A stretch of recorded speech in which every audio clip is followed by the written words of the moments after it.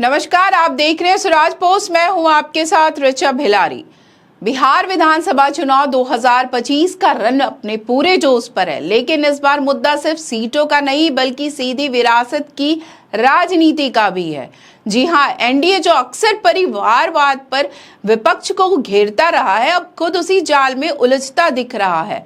चुनाव का मौसम है और हर पार्टी अपने सबसे भरोसेमंद चेहरे को मैदान में उतार रही है, लेकिन देखिए विडंबना, वो भरोसा जनता पर नहीं बल्कि परिवार पर दिखाया जा रहा है। कहावत है ना, घर का जोगी जोगना आन गांव का सिद्ध।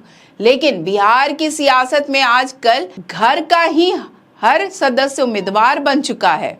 चलिए शुरुआत करते हैं हिंदुस्तानी अवाम मोर्चा के नेता जीतन राम मांझी से, जिन्हें कभी जनता के बीच गरीबों का मुख्यमंत्री कहा गया था, लेकिन इस बार उन्होंने अपनी ही सियासी जमीन को परिवार की बगिया बना दिया है। मांझी के खाते में कुल 6 सीटें आई हैं और उनमें से आधी सीटों पर परिवार के सदस्य बहू दीपा मांझी, समधन ज्योति मांझी और दामाद प्रफुल्ल मांझी तीनों को टिकट थमा दिया गया है। यानी मांझी परिवार अब सिर्फ राजनीति में नहीं बल्कि विधानसभा की संभावित डायरी में भी एक पूरा चैप्टर बन चुका है। अब जरा रुख करते हैं चिराग पासवान की राष्ट्रीय लोक जनशक्ति पार्टी रामविलास की ओर, जहां चिराग पासवान भी किसी से पीछे नहीं है। अपने जीजा के बाद उन्होंने अपने भांजे को टिकट देकर साफ संदेश दिया है, घर का रिश्ता ही सबसे मजबूत गठबंधन है। रामविलास पासवान के बाद पार्टी की कमान तो चिराग के हाथ में है, लेकिन टिकट बांटने का तरीका बिल्कुल घर की चौखट तक सिमटा हुआ है। अब आते हैं उपेंद्र कुशवाहा की तरफ, जो अक्सर कहते हैं मैं सामाजिक न्याय की राजनीति करता हूं, लेकिन इस बार उनकी भी राजनीतिक रेस पे घर की रानी शामिल है। जी हां, उपेंद्र कुशवाहा ने अपनी पत्नी स्नेहलता कुशवाहा को सासाराम के मैदान में उतार दिया है।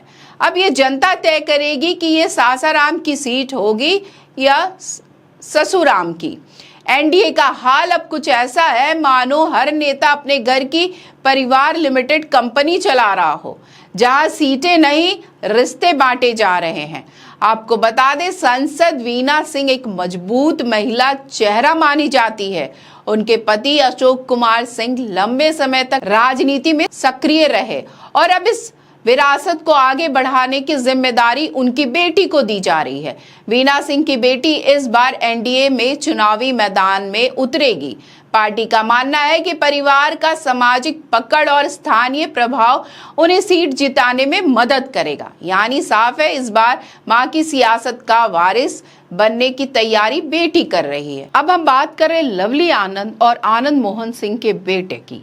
आनंद मोहन, जिनका नाम बिहार की सियासत में जोश, जुनून और विवाद तीनों से जुड़ा रहा है, अब उनका बेटा इस राजनीतिक विरासत को आगे बढ़ा रहा है। लवली आनंद खुद राजनीति में सक्रिय रही है। वो कई बार विधानसभा और लोकसभा के चुनाव लड़ चुकी है।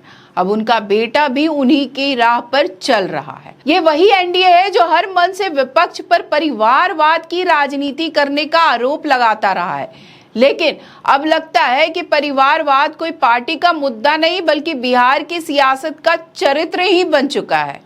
चाहे मांझी हो या कुशवाहा, चिराग हो या लवली आनंद, हर कोई अपने अपने घर से नया चेहरा मैदान में लेकर आया है। देखना दिलचस्प होगा कि बिहार की जनता इस परिवारवादी पैरेड को जनादेश से नकारती है या आशीर्वाद देती है।